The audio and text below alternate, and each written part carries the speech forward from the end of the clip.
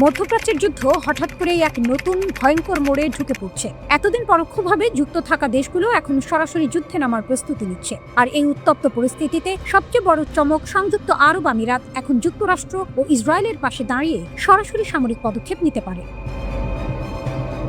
এই সিদ্ধান্ত যদি বাস্তবে রূপ নেয়, তাহলে পুরো অঞ্চলই আরো বড় সংঘাতে জড়িয়ে পড়বে। সবকিছুর কেন্দ্রবিন্দু এখন হরমুজ প্রণালী, বিশ্বের অন্যতম গুরুত্বপূর্ণ তেল পরিবহন পথ। এই সরু জলপথ দিয়ে বিশ্বের প্রায় 20% তেল পরিবাহিত হয়, কিন্তু বর্তমানে ইরান কার্যত এই পথ নিয়ন্ত্রণে নিয়ে ফেলেছে, যার ফলে বিশ্ববাজারে তেলের সরবরাহ ভয়াবহভাবে ব্যাহত হচ্ছে।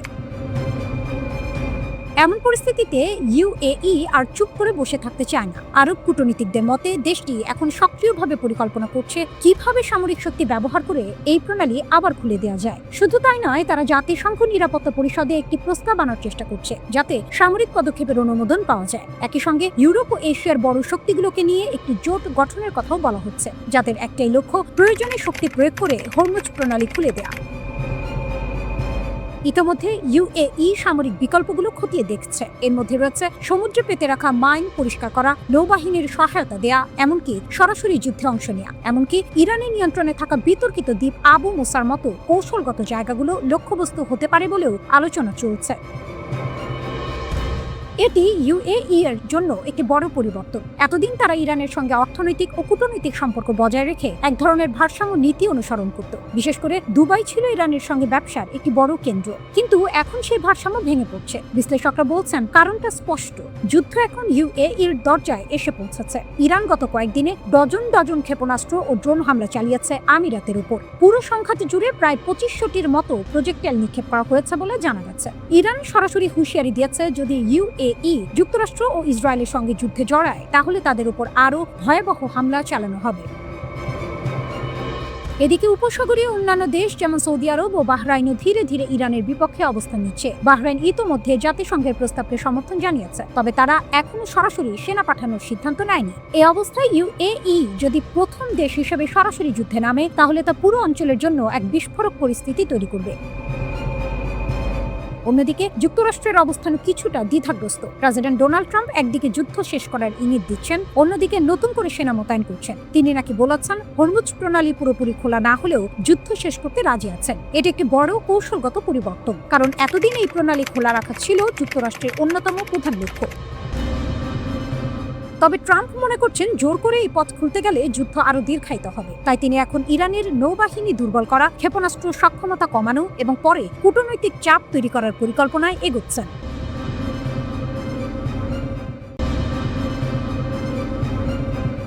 মধ্যপ্রাচ্যে যুদ্ধ যখন তীব্র থেকে তীব্রতর হচ্ছে, তখন বড় প্রশ্ন উঠছে, এই সংকটময় সময়ে ইরানের পাশে আসলে কি করছে চীন?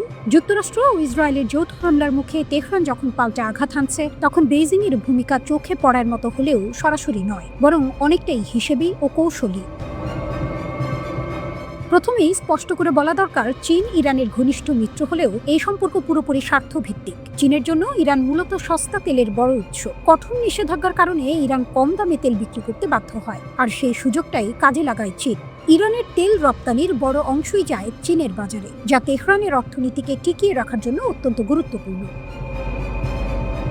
তবে এর মানে এই নয় যে চীন ইরানের ওপর নির্ভরশীল, বরং বাস্তবতা হলো চীনের কাছে সৌদি আরব বা উপসাগরীয় অন্যান্য দেশ আরও স্থিতিশীল এবং নিরাপদ জ্বালানি সরবরাহকারী। তাই ইরান চীনের জন্য গুরুত্বপূর্ণ হলেও অপরিহার্য নয়। এই কারণেই যুদ্ধ শুরু হওয়ার পর থেকে চীন সরাসরি সামরিক সহায়তা দেয়া থেকে দূরে রয়েছে। যুক্তরাষ্ট্র ও ইসরায়েলের হামলার কঠোর সমালোচনা করলেও তারা কখনোই প্রকাশ্যে ইরানের পক্ষে যুদ্ধে নামার ইঙ্গিত দেয়নি, বরং তারা বারবার সংযম ও আলোচনার আহ্বান জানিয়েছে। তবে একেবারে হাত গুটিয়ে বসে নেই বেইজিং। পরোক্ষভাবে কিছু সহায়তার ইঙ্গিত মিলছে। ধারণা করা হচ্ছে ইরানের ক্ষেপণাস্ত্র ও ড্রোন এখন আগের চেয়ে অনেক বেশি নিখুঁতভাবে লক্ষ্যভেদ করতে পারছে, আর এর পেছনে চীনের উপগ্রহ নির্দেশনা ব্যবস্থার ভূমিকা থাকতে পারে। এছাড়া অতীতে ড্রোন প্রযুক্তি, কিছু রাসায়নিক উপাদান এবং সম্ভাব্য গোয়েন্দা তথ্য আদান প্রদানের কথাও উঠে এসেছে। তবুও চীন খুব সাবধানে এগোচ্ছে, কারণ তারা কোনোভাবেই এই যুদ্ধে সরাসরি জড়িয়ে পড়তে চায় না। মধ্যপ্রাচ্যের জটিল সংঘাতে ঢুকে পড়লে তাদের অর্থনীতি এবং আন্তর্জাতিক অবস্থান ঝুঁকির মুখে পড়তে পারে, এটা তারা ভালোভাবেই জানে। চীনের আসল লক্ষ্য হলো স্থিতিশীলতা বজায় রাখা। তারা চায় তেল সরবরাহ বন্ধ না হোক, বাণিজ্য চলমান থাকুক এবং যুদ্ধ দ্রুত শেষ হোক। এই লক্ষ্যেই তারা কূটনৈতিক তৎপরতা বাড়িয়েছে। বিভিন্ন দেশের সঙ্গে যোগাযোগ, বিশেষ দূত পাঠানো সবকিছুই যুদ্ধবিরতির জন্য চাপ তৈরির অংশ। কিন্তু বাস্তবতা হলো এই কূটনৈতিক প্রভাব খুব সীমিত। চীন ইরানকে পুরোপুরি নিয়ন্ত্রণ করতে পারছে না, আবার উপসাগরীয় দেশগুলোকেও সন্তুষ্ট রাখতে হচ্ছে। ফলে তারা এক ধরনের অস্বস্তিকর ভারসাম্যের মধ্যে রয়েছে। এই যুদ্ধ চীনের জন্য একদিকে সুযোগ, অন্যদিকে বড় ঝুঁকি। সুযোগ হলো যুক্তরাষ্ট্র এই যুদ্ধে জড়িয়ে পড়ে নিজেদের শক্তি ও প্রভাব ক্ষয় করছে, যা চীনের জন্য কৌশলগত সুবিধা তৈরি করতে পারে। কিন্তু ঝুঁকিও কম নয়। তেলের দাম বাড়ছে, সরবরাহের সমস্যা হচ্ছে, আর এর প্রভাব সরাসরি পড়ছে চীনের অর্থনীতিতে। বিশ্ববাজারে অস্থিরতা তৈরি হওয়ায় চীনের রপ্তানিও হুমকির মুখে পড়তে পারে। ইউরোপ সহ বিভিন্ন বড় বাজার ক্ষতিগ্রস্ত হলে চীনের পণ্য বিক্রি কমে যাবে, যা তাদের অর্থনৈতিক প্রবৃদ্ধির জন্য বড় ধাক্কা হবে। সব মিলিয়ে ইরানের জন্য চীন এখনো সরাসরি যোদ্ধা নয়, বরং নীরব কৌশলবিদ। তারা ইরানকে পুরোপুরি ছেড়ে দিচ্ছে না, আবার খোলাখুলি পাশে দাঁড়াচ্ছেও না। নিজেদের স্বার্থ রক্ষা করেই তারা পরিস্থিতি পর্যবেক্ষণ করছে। এই অবস্থায় সবচেয়ে গুরুত্বপূর্ণ প্রশ্ন, যদি যুদ্ধ আরো বিস্তৃত হয় তখন কি চীন তাদের অবস্থান বদলাবে, নাকি শেষ পর্যন্ত তারা কেবল দূর থেকে খেলা দেখেই যাবে? আপাতত উত্তর স্পষ্ট নয়, তবে এটা নিশ্চিত চীন প্রতিটি পদক্ষেপ নিচ্ছে ঠান্ডা মাথায়, হিসেব কষে, নিজেদের লাভ ক্ষতি বিচার করে।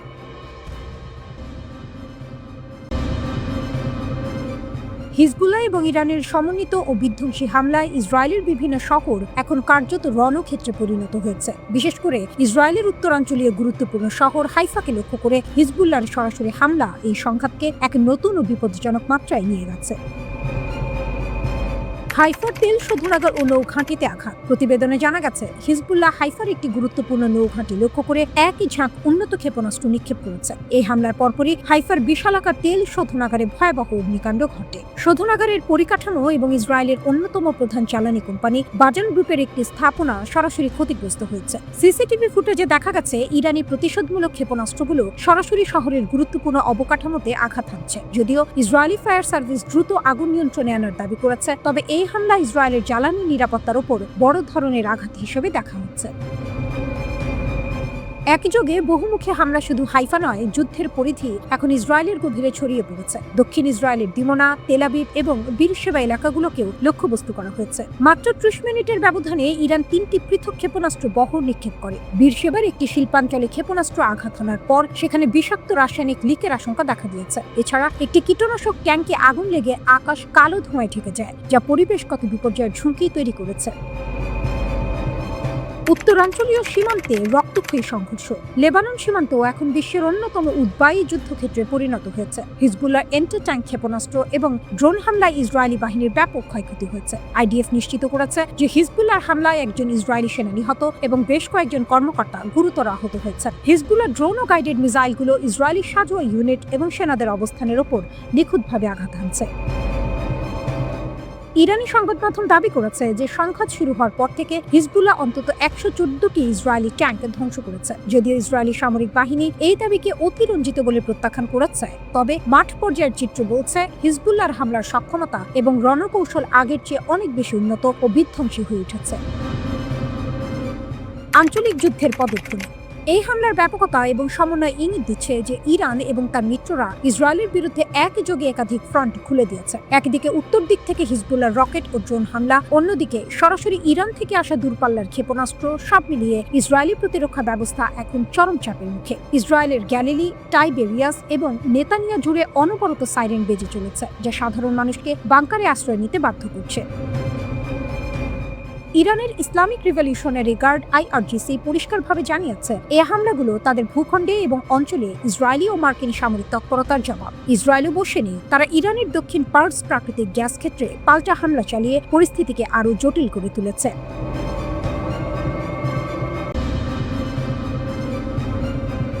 ইয়েমেনের প্রতিরোধের মুখে এক অভাবনীয় ঘটনা ঘটেছে বলে দাবি উঠেছে। মার্কিন শক্তিশালী বিমানবাহী রণতরী পিছু হটতে বাধ্য হয়েছে। এই ঘটনাকে বড় বিজয় হিসেবে তুলে ধরেছেন ইরানের বিপ্লবী গার্ড বাহিনীর কুদস ফোর্সের কমান্ডার ইসমাইল কায়ানি। তার মতে এটি শুধু একটি সামরিক সাফল্য নয়, বরং পুরো অঞ্চলে শক্তির ভারসাম্য বদলে দেওয়ার মতো ঘটনা।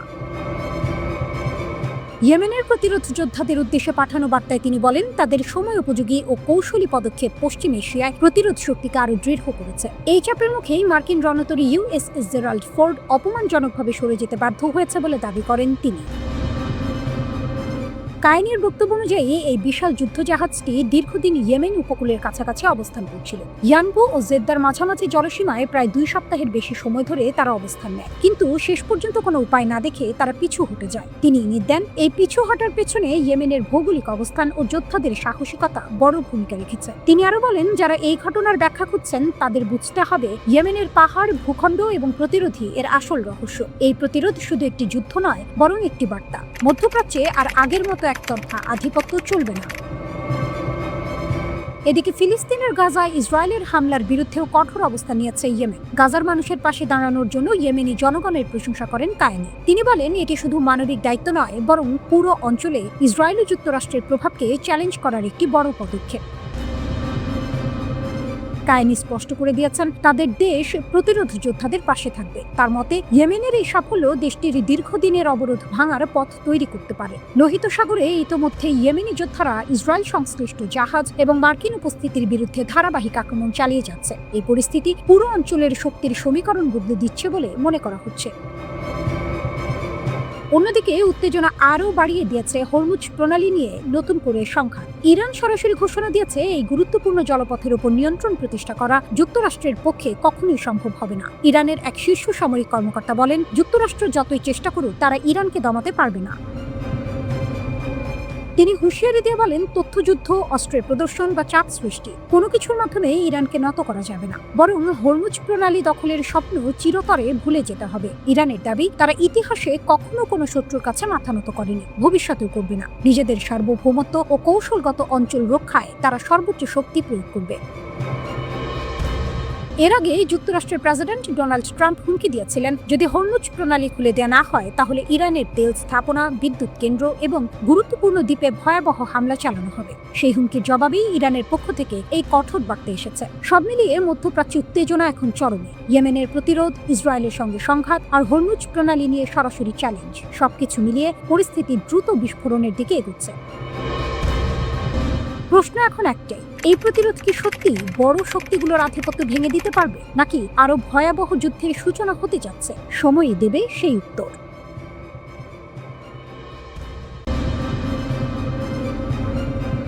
ইরান জানে যুক্তরাষ্ট্র আর ইসরায়েলের অস্ত্র বেশি, তাদের প্রযুক্তি উন্নত, তাদের আকাশ দখলের ক্ষমতা ভয়ঙ্কর, কিন্তু তবুও ইরান তাদের মতো হতে চায় না। বরং ইরান বেছে নিয়েছে ভিন্ন পথ, একটা ধীর, হিসেবি, প্রতিপক্ষকে ক্লান্ত করে দেওয়ার যুদ্ধ। এই কৌশলের নাম অ্যাসিমেট্রিক ওয়ারফেয়ার, অর্থাৎ অসম যুদ্ধ। এখানে শক্তি দিয়ে শক্তির মোকাবিলা হয় না, বরং প্রতিপক্ষকে ধীরে ধীরে দুর্বল করে ফেলা হয়। যুদ্ধকে দীর্ঘ করা হয়, খরচ বাড়ানো হয়, আর শেষে শক্তিশালী শত্রুকেই ক্লান্ত করে দেওয়া হয়।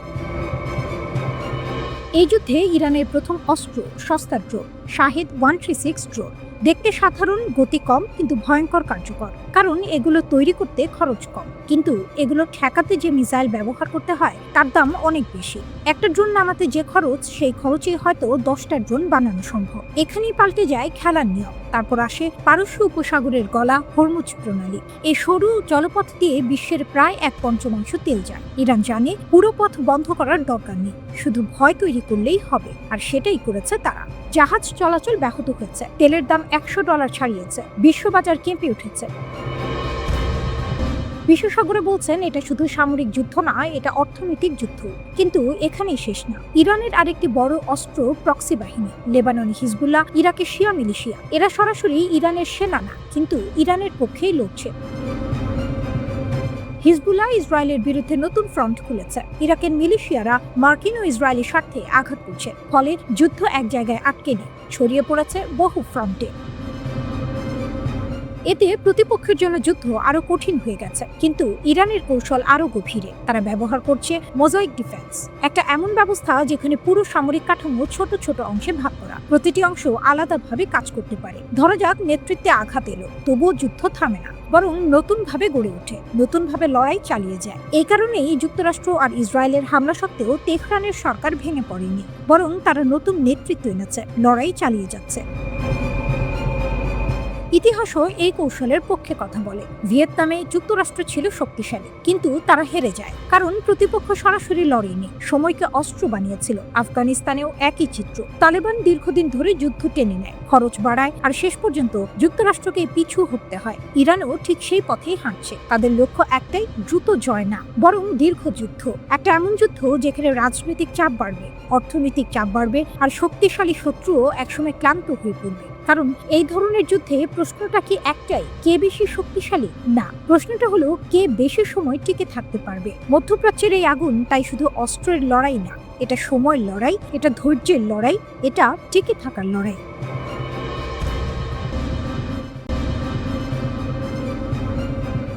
একটি রহস্যময় ভিডিও সামাজিক মাধ্যমে ছড়িয়ে পড়া সেই ভিডিও যাচাই করা হয়নি, তবুও তুমুল আলোড়ন। প্রশ্ন একটাই, ইরানের আকাশে কি সত্যি মৃত্যুর খুব কাছে চলে গিয়েছিল যুক্তরাষ্ট্রের যুদ্ধ বিমান? ভিডিওটিতে দেখা যাচ্ছে মাটি থেকে ছোড়া একটি ক্ষেপণাস্ত্র দ্রুতগতিতে ছুটে যাচ্ছে আকাশের দিকে। লক্ষ্য একটি মার্কিন নৌবাহিনীর F-18 সুপার হর্নেট যুদ্ধ বিমান। মুহূর্তটা যেন সিনেমার দৃশ্য। ক্ষেপণাস্ত্রটি এতটাই কাছে পৌঁছায় যে মনে হয় আর 1 সেকেন্ড হলেই শেষ, কিন্তু ঠিক সেই মুহূর্তেই ঘটে নাটকীয় মোড়। বিমানটি উড়ে যায় সামনে, বেঁচে যায়। ইরানের দাবি ক্ষেপণাস্ত্রটি লক্ষ্যবস্তুর খুব কাছেই বিস্ফোরিত হয়েছিল, কিন্তু তবুও বিমানটি আকাশে উঠতে থাকে। অর্থাৎ হয় সেটি আঘাত পায়নি, না হয় বড় কোনো ক্ষতি এড়িয়ে গেছে। এখন পর্যন্ত কোনো নিশ্চিত তথ্য নেই বিমানটি ভূপাতিত হয়েছে, পাইলট বেরিয়ে গেছে, এমন কোনো প্রমাণও নেই। অন্যদিকে যুক্তরাষ্ট্র একেবারে পরিষ্কার ভাষায় এই দাবি অস্বীকার করেছে। তাদের সেন্ট্রাল কমান্ড জানিয়েছে, ইরান যে বলছে তাদের নতুন আকাশ প্রতিরক্ষা ব্যবস্থা দিয়ে একটি F-18 ভূপাতিত করা হয়েছে, তা পুরোপুরি মিথ্যা। কোনো মার্কিন যুদ্ধবিমানই ভূপাতিত হয়নি।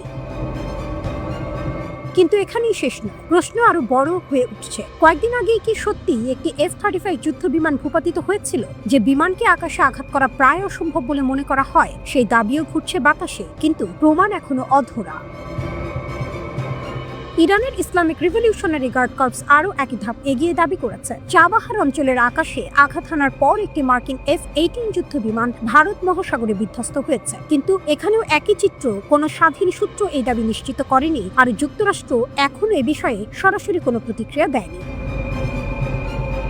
বাস্তবতা হলো, এই সংঘাতে যুক্তরাষ্ট্র কিছু ক্ষতিও স্বীকার করেছে। কুয়েতের আকাশ প্রতিরক্ষা ভুল করে 3টি যুদ্ধ বিমান ভূপাতিত করেছিল, যাকে বলা হয়েছে বন্ধু সুলভ গুলি। এছাড়া ইরানের আকাশে একাধিক উন্নত ড্রোন হারিয়েছে যুক্তরাষ্ট্র। এদিকে উত্তেজনা শুধু আকাশেই নয়, মাটিতেও বাড়ছে। ইরান সরাসরি সতর্ক করেছে, মধ্যপ্রাচ্যে যদি যুক্তরাষ্ট্র স্থল সেনা পাঠায় তাহলে পরিস্থিতি আরো ভয়াবহ হবে। ইরানের পার্লামেন্ট স্পিকার মোহাম্মদ বাঘের গালিবাফ কড়া বার্তা দিয়েছেন, জেনারেলরা যা ভেঙেছে সৈন্যরা তা ঠিক করতে পারবে না, বরং তারা নেতানিয়াহুর ভুল সিদ্ধান্তের শিকার হবে। এই উত্তপ্ত পরিস্থিতির মাঝেই যুক্তরাষ্ট্র এক নতুন কূটনৈতিক চাল দিয়েছে। ডোনাল্ড ট্রাম্প প্রশাসন 15 দফার একটি যুদ্ধবিরতি প্রস্তাব পাঠিয়েছে ইরানের কাছে। পাকিস্তান, মিশর ও তুরস্ক এই 3 দেশ মধ্যস্থতাকারী হিসেবে কাজ করছে। কিন্তু প্রশ্ন রয়ে গেছে, এই প্রস্তাব কি যুদ্ধ থামাতে পারবে? কারণ বাস্তবতা হলো, যুক্তরাষ্ট্র আরো হাজার হাজার সেনা পাঠানোর প্রস্তুতি নিচ্ছে। ইতিমধ্যেই প্রায় 50,000 সৈন্য রয়েছে অঞ্চলে। তার সঙ্গে যুক্ত হতে যাচ্ছে আরো মেরিন ইউনিট, হাজার হাজার নাবিক, এমনকি 82তম এয়ারবোর্ন ডিভিশনকেও প্রস্তুত রাখা হয়েছে, যারা যে কোনো সময় আক্রমণে নামতে পারে। অন্যদিকে ইরানও থেমেনি। সৌদি আরব, কুয়েত, বাহরাইন এই দেশগুলোতেও ড্রোন ও ক্ষেপণাস্ত্র হামলার খবর এসেছে। পারস্য উপসাগরের গুরুত্বপূর্ণ তেলপথ হরমুজ প্রণালীতেও এখনও ইরানের শক্ত নিয়ন্ত্রণ।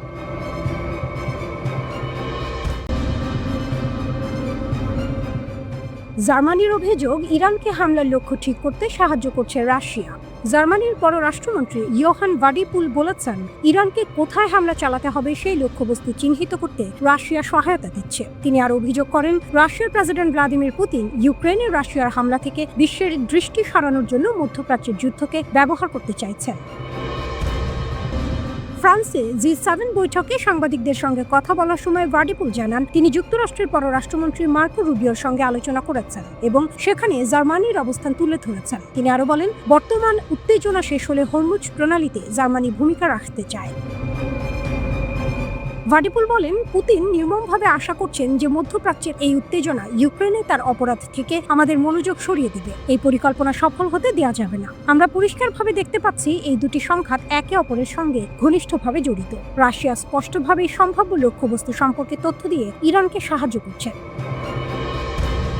ওদিকে মার্কিন কেন্দ্রীয় তথ্য সংস্থা FBI এর পরিচালক ক্যাশ প্যাটেলের ব্যক্তিগত ইমেইলে ঢুকেছে হ্যাকাররা। এই হ্যাকারেরা ইরানের সঙ্গে সম্পৃক্ত বলে উল্লেখ করা হয়েছে। হ্যাকারেরা প্রকাশ্যে দাবি করেছে তারা ক্যাশ প্যাটেলের ব্যক্তিগত ইনবক্সে ঢুকেছে। এর প্রমাণ হিসেবে হ্যাকারেরা ক্যাশ প্যাটেল ও তার জীবন বৃত্তান্তের ছবিও প্রকাশ করেছে। ইরানের ইসলামী বিপ্লবী গার্ড কোর IRGC মধ্যপ্রাচ্যের দেশগুলোর সাধারণ মানুষকে মার্কিন সামরিক ঘাঁটির কাছাকাছি থাকা জায়গাগুলো দ্রুত খালি করার আহ্বান জানিয়েছে। IRGC বলেছে মার্কিন সেনাদের যেখানেই পাওয়া যাবে সেখানেই তাদের উপর হামলা চালানো তাদের পবিত্র দায়িত্ব। এক বিবৃতিতে IRGCর জনসংযোগ শাখা জানায়, আমরা আপনাদের জোর দিয়ে পরামর্শ দিচ্ছি যেখানে মার্কিন বাহিনী মোতায়েন আছে সেই সব এলাকা আপনারা দ্রুত ছেড়ে যান যাতে আপনাদের কোনো ক্ষতি না হয়। এদিকে লেবাননে লড়াইয়ে ইসরায়েলের 2 সেনা গুরুতর আহত হয়েছে। লেবাননের দক্ষিণাঞ্চলে ইসরায়েলের সামরিক বাহিনীর 2 সদস্য গুরুতরভাবে আহত হয়েছেন বলে জানিয়েছে ইসরায়েলি সেনাবাহিনী। এক বিবৃতিতে বলা হয়েছে, ওই এলাকায় সংঘর্ষের সময় একজন কর্মকর্তা ও একজন সৈনিক গুরুতরভাবে আহত হন, তাদের দ্রুত হাসপাতালে ভর্তি করা হয়েছে। ইসরায়েল 2 মার্চ থেকে লেবাননে হামলা চালিয়ে আসছে। তাদের দাবি এই হামলা চালানো হচ্ছে লেবাননের সশস্ত্র গোষ্ঠী হিজবুল্লাহর বিরুদ্ধে। অন্যদিকে হিজবুল্লাহ লেবানন থেকে ইসরায়েলকে লক্ষ্য করে ড্রোন ও ক্ষেপণাস্ত্র হামলা চালিয়ে যাচ্ছে। ইসরায়েলের হামলায় 24 ঘন্টায় 261 জন আহত হয়েছেন। এই হামলাগুলো চালিয়েছে ইরান এবং লেবাননের সশস্ত্র গোষ্ঠী হিজবুল্লাহ। ইসরায়েলের স্বাস্থ্য মন্ত্রণালয় এই তথ্য জানিয়েছে। তাদের মতে ইরানের হামলা শুরু হওয়ার পর থেকে এখন পর্যন্ত মোট 5492 জন আহত হয়েছেন। এর মধ্যে এখনো 116 জন হাসপাতালে চিকিৎসাধীন আছেন। আর শুধু 24 ঘন্টায় ইরান ও হিজবুল্লাহর হামলায় 261 জন বিভিন্ন হাসপাতালে চিকিৎসা নিয়েছেন। গত 28 ফেব্রুয়ারি থেকে ইরানে হামলা চালিয়ে যাচ্ছে যুক্তরাষ্ট্র ও ইসরায়েল। এর জবাবে ইসরায়েল এবং মধ্যপ্রাচ্যের বিভিন্ন মার্কিন সামরিক ঘাঁটি লক্ষ্য করে পাল্টা হামলা চালিয়ে যাচ্ছে ইরান।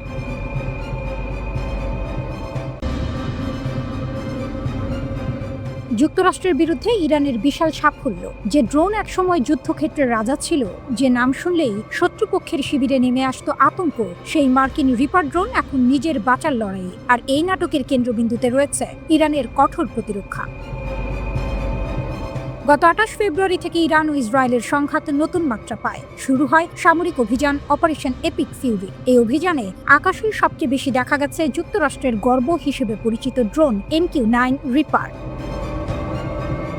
কিন্তু যুদ্ধের মাত্র 2 সপ্তাহের মধ্যেই ছবিটা বদলে যেতে শুরু করে। ইরানের দাবি, তারা ইতোমধ্যে অন্তত 11টি রিপার ড্রোন ভূপাতিত করেছে। আকাশে আধিপত্য দেখাতে আসা সেই ড্রোনগুলো এখন ইরানের আকাশেই ধ্বংসস্তূপে পরিণত হচ্ছে। মার্কিন সামরিক বাহিনীর মধ্যপ্রাচ্য command United states central command drone ব্যবহারের কথা স্বীকার করলেও ক্ষয়ক্ষতির বিষয়ে এখনো আনুষ্ঠানিকভাবে কিছু বলেনি। তবে মার্কিন কর্মকর্তাদের উদ্ধৃতি দিয়ে CBS নিউজ এবং air and space forces magazine জানিয়েছে, 9 মার্চের মধ্যেই মার্কিন বাহিনী 10 থেকে 11টি রিপার ড্রোন হারিয়েছে।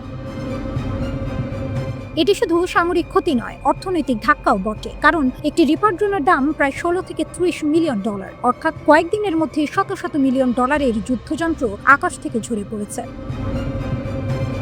একসময় সন্ত্রাস বিরোধী অভিযানে এই ড্রোন ছিল প্রায় অপ্রতিরোধ্য। আফগানিস্তান, ইরাক, সিরিয়া অসংখ্য যুদ্ধক্ষেত্রে রিপার ড্রোন আকাশে ঘুরে ঘুরে নজরদারি করেছে, হামলা চালিয়েছে, শত্রুকে খুঁজে বের করেছে। কিন্তু এখন নতুন প্রশ্ন উঠছে, আধুনিক শক্তিশালী প্রতিরক্ষা ব্যবস্থার সামনে কি রিপার আর আগের মতো কার্যকর? সামরিক বিশ্লেষকের মতে রিপার ড্রোনের কয়েকটি বড় দুর্বলতা আছে। এটি তুলনামূলক ধীরগতির, আকারও বেশ বড়, ফলে রাডারে সহজেই ধরা পড়ে। আর সবচেয়ে বড় বিষয়, এটি স্যাটেলাইট যোগাযোগের উপর অত্যন্ত নির্ভরশীল। এই দুর্বলতাগুলো কাজে লাগাচ্ছে ইরানের শক্তিশালী আকাশ প্রতিরক্ষা ব্যবস্থা, বিশেষ করে S-300 বা বাভার 373 এর মতো ক্ষেপণাস্ত্র ব্যবস্থা এই ড্রোনগুলোর জন্য বড় হুমকি হয়ে উঠেছে। কিছু অসমর্থিত সূত্র আরও একটি চমকপ্রদ তথ্য দিয়েছে। তাদের দাবি, ইরানের ইলেকট্রনিক ওয়ারফেয়ার ইউনিটগুলো অত্যাধুনিক GPS, স্পুফিং ও জ্যামিং প্রযুক্তি ব্যবহার করছে। এর মাধ্যমে তারা ড্রোনের স্যাটেলাইট যোগাযোগ বিভ্রান্ত করে দিতে পারে। একটি ঘটনার ক্ষেত্রে এমনও বলা হচ্ছে, ড্রোনটির যোগাযোগ সম্পূর্ণ বিচ্ছিন্ন হয়ে যায় এবং সেটি কার্যত নিয়ন্ত্রণহীন হয়ে পড়ে। সামাজিক যোগাযোগ মাধ্যমে ছড়িয়ে পড়া কয়েকটি ভিডিওতে দেখা গেছে, ইরানের আকাশে উঠতে থাকা ড্রোনগুলো হঠাৎই ক্ষেপণাস্ত্রের আঘাতে বিস্ফোরিত হয়ে আগুনের গোলায় পরিণত হচ্ছে। কয়েক সেকেন্ডের মধ্যেই আকাশ থেকে ঝরে পড়ছে ধ্বংসাবশেষ। অথচ এই রিপার ড্রোনই তৈরি হয়েছিল অত্যাধুনিক নজরদারি ও নির্ভুল হামলার জন্য। এটি একটানা 27 ঘন্টা পর্যন্ত আকাশে উঠতে পারে এবং বহন করতে পারে শক্তিশালী Hellfire missile. Operation epic ফিউরিতে এই ড্রোনগুলোর ভূমিকা ছিল অত্যন্ত গুরুত্বপূর্ণ। এগুলো মূলত মানববাহী যুদ্ধ বিমানকে সুরক্ষা দেওয়া, লক্ষ্যবস্তু শনাক্ত করা এবং নির্ভুল হামলার পথ তৈরি করার দায়িত্ব পালন করছিল। কিন্তু বাস্তব যুদ্ধক্ষেত্রের পরিস্থিতি অন্য গল্প বলছে। ইরানের আকাশসীমায় মার্কিন বাহিনীর নিরঙ্কুশ আধিপত্য এখনো প্রতিষ্ঠিত হয়নি, এটা স্পষ্ট হয়ে উঠছে। এখানেই শেষ নয়। গত কয়েক বছরে ইয়েমেনের হুথি বিদ্রোহীরাও বেশ কয়েকটি রিপার ড্রোন ভূপাতিত করার দাবি করেছে। এতে প্রশ্ন উঠছে, আধুনিক যুদ্ধক্ষেত্রে এই ড্রোনগুলো কতটা নিরাপদ?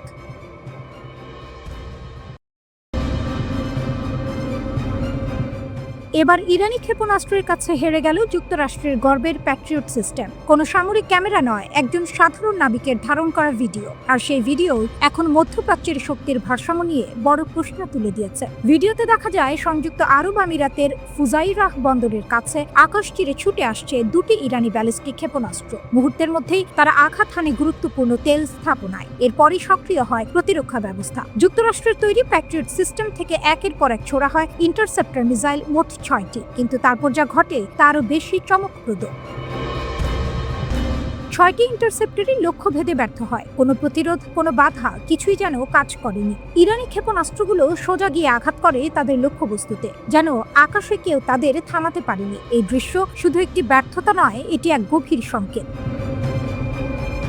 এই ভিডিওটি দেশটির কঠোর সেন্সরশিপের মধ্যেও বাইরে চলে এসেছে। জানা গেছে এমন ভিডিও ধারণ বা শেয়ার করার অভিযোগে বহু মানুষকে গ্রেপ্তার করা হয়েছে। অর্থাৎ এই ঘটনার গুরুত্ব কতটা তা বুঝতে খুব বেশি কষ্ট হয় না।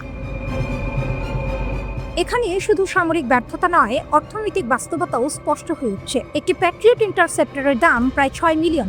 6টি মিসাইল ছুটতে খরচ হয়েছে প্রায় $18 মিলিয়ন।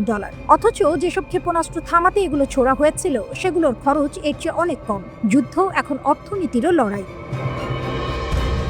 এটি কোনো বিচ্ছিন্ন ঘটনা নয়। কাতার থেকেও একই ধরনের ফুটেজ সামনে এসেছে। সেখানে দেখা গেছে প্রতিটি ক্ষেপণাস্ত্র ঠেকাতে 3টি করে ইন্টারসেপ্টর ছোড়া হচ্ছে। এর মানে একটাই, প্রতিরক্ষা ব্যবস্থার উপর আস্থা কমে যাচ্ছে। এদিকে ইরানের ক্ষেপণাস্ত্র ভান্ডার বিশাল। যুক্তরাষ্ট্র ও তার মিত্রদের ইন্টারসেপ্টর মজুদ তুলনামূলকভাবে কম। রিপোর্ট বলছে যুদ্ধ শুরুর আগেই যুক্তরাষ্ট্রের মজুদ প্রয়োজনের মাত্র 25% নেমে এসেছিল। এখন সেই প্রতিরক্ষার ঢাল আরো দুর্বল হয়ে পড়ছে। এর সঙ্গে যোগ হয়েছে আরেকটি ভয়ঙ্কর বাস্তবতা। অঞ্চলের গুরুত্বপূর্ণ রাডার ও আগাম সতর্কীকরণ ব্যবস্থা ধ্বংস বা অচল হয়ে পড়ছে। ফলে আক্রমণ ঠেকানোর সময়ও কমে যাচ্ছে। উপসাগরীয় দেশগুলো যারা ইরানের খুব কাছাকাছি, তাদের জন্য এই ঝুঁকি আরো বড়। এই পরিস্থিতিতে যুদ্ধ এখন শুধু অস্ত্রের নয়, এটি কৌশল, প্রযুক্তি এবং সহনশীলতার পরীক্ষা। অন্যদিকে ইরাকের রাজধানী বাগদাদেও উত্তেজনা চরমে। ড্রোন হামলা, বিস্ফোরণ, বিমান হামলা সব মিলিয়ে কাঁপছে শহর। এক প্রো ইরান মিলিশিয়া এমন একটি ভিডিও প্রকাশ করেছে যেখানে দেখা যায় একটি ড্রোন সরাসরি যুক্তরাষ্ট্রের দূতাবাস চত্বরে ঢুকে পড়েছে। শক্ত নিরাপত্তার মধ্যেও এমন অনুপ্রবেশ বড় ধরনের প্রশ্ন তুলছে। ভিডিওতে দেখা যায় ড্রোনটি ভবনের ফাঁক দিয়ে উড়ে যাচ্ছে, মার্কিন পতাকার খুব কাছ দিয়ে ঘুরছে। যদিও ভিডিওটি স্বাধীনভাবে যাচাই করা যায়নি, তবুও এর বার্তা স্পষ্ট। সবচেয়ে সুরক্ষিত স্থানও এখন ঝুঁকিতে। একই সময়ে বাগদাদে একাধিক বিস্ফোরণ ঘটে। একটি বিমান হামলায় অন্তত 4 জন নিহত হন। আবার মার্কিন দূতাবাসেও ড্রোন হামলা হয়। 2টি ড্রোন ভূপাতিত করা হলেও একটি ভেতরে আঘাত হানে, আগুন ও ধোঁয়া ছড়িয়ে পড়ে।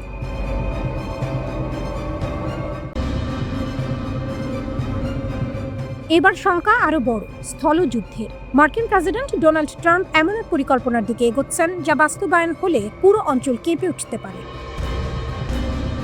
হোয়াইট হাউস মনে করছে সরাসরি স্থল হামলার ভয় দেখিয়েই ইরানকে নতি স্বীকার করানো যাবে। তাদের লক্ষ্য স্পষ্ট, ইরান যেন দ্রুত হরমুজ প্রণালী খুলে দেয়। এই গুরুত্বপূর্ণ জলপথ বন্ধ থাকায় বিশ্বজুড়ে তেলের বাজারে বড় ধরনের অস্থিরতা তৈরি হয়েছে। ট্রাম্প ইতিমধ্যে ইরানকে সময় বেঁধে দিয়েছেন। আর মাত্র কয়েকদিনের মধ্যে সিদ্ধান্ত নিতে হবে, না হলে শুরু হতে পারে ভয়াবহ স্থল অভিযান।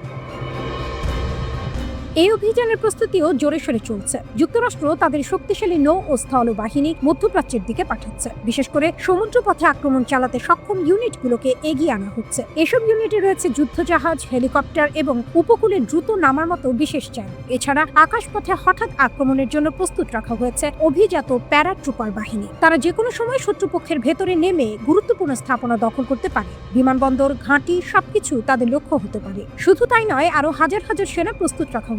প্রয়োজন হলে মুহূর্তের মধ্যে তাদের যুদ্ধে নামানো হবে। মার্কিন বাহিনীর সম্ভাব্য লক্ষ্যগুলোর মধ্যে সবচেয়ে গুরুত্বপূর্ণ হলো ইরানের উপকূলবর্তী দ্বীপগুলো, বিশেষ করে খার্ক দ্বীপ অত্যন্ত গুরুত্বপূর্ণ। এখান থেকে ইরানের প্রায় 90% তেল রপ্তানি হয়। এই দ্বীপ দখল করতে পারলে ইরানের অর্থনৈতিক শক্তিতে বড় আঘাত লাগবে। তবে এই অভিযান সহজ নয়। বিশ্লেষকরা বলছেন দ্বীপটি দখল করা যতটা কঠিন, ধরে রাখা তার চেয়েও কঠিন, কারণ ইরান সেখানে শক্তিশালী প্রতিরক্ষা গড়ে তুলেছে। আরেকটি গুরুত্বপূর্ণ জায়গা হলো কেশন দ্বীপ। এই দ্বীপ থেকে হরমুজ প্রণালীর সবচেয়ে সরু অংশ নিয়ন্ত্রণ করা হয়। এটি দখল করতে পারলে সমুদ্রপথ অনেকটাই নিরাপদ করা সম্ভব হবে। এছাড়া আবু মুসা, গ্রেটার তুনব এবং লেসার তুনব দ্বীপও হতে পারে হামলার লক্ষ্য। এসব জায়গায় ইরানের বিপ্লবী গার্ড বাহিনী শক্ত ঘাঁটি গড়ে তুলেছে। তবে সবচেয়ে ঝুঁকিপূর্ণ পরিকল্পনা হলো সরাসরি ইরানের উপকূলে হামলা। যদি এই সিদ্ধান্ত নেওয়া হয় তাহলে একসঙ্গে 10 থেকে 12,000 সেনা নামানো হতে পারে। তাদের কাজ হবে উপকূল থেকে ইরানি বাহিনীকে সরিয়ে দেয়া এবং ক্ষেপণাস্ত্র ঘাঁটি ধ্বংস করা। কিন্তু ইরানও প্রস্তুত। তারা জানিয়েছে যে কোনো আক্রমণ মোকাবিলায় তাদের লাখো সেনা প্রস্তুত রয়েছে। উপকূলে মাইন পাতা হয়েছে, ফাঁদ বসানো হয়েছে, আকাশে রয়েছে প্রতিরক্ষা ব্যবস্থা। ফলে মার্কিন সেনাদের জন্য প্রতিটি পদক্ষেপ হবে ঝুঁকিপূর্ণ। এর বাইরে আরেকটি বড় লক্ষ্য হতে পারে ইরানের পারমাণবিক স্থাপনা, বিশেষ করে ইস্পাহান অঞ্চলে সংরক্ষিত উচ্চমাত্রার ইউরেনিয়াম দখল বা নিষ্ক্রিয় করার পরিকল্পনাও থাকতে পারে। তবে এটি অত্যন্ত জটিল ও বিপজ্জনক কাজ, কারণ এই পদার্থ বিস্ফোরণে ধ্বংস করা যায় না, বরং এতে বিষাক্ত গ্যাস ছড়িয়ে পড়তে পারে, যা আরও বড় বিপর্যয় ডেকে আনবে। সব মিলিয়ে পরিস্থিতি এক ভয়াবহ মোড় নিচ্ছে। একদিকে ইসরায়েলের সঙ্গে চলমান সংঘর্ষ, অন্যদিকে যুক্তরাষ্ট্রের সম্ভাব্য স্থল অভিযান। সবকিছু মিলে মধ্যপ্রাচ্য যেন এক বিস্ফোরণের অপেক্ষায়।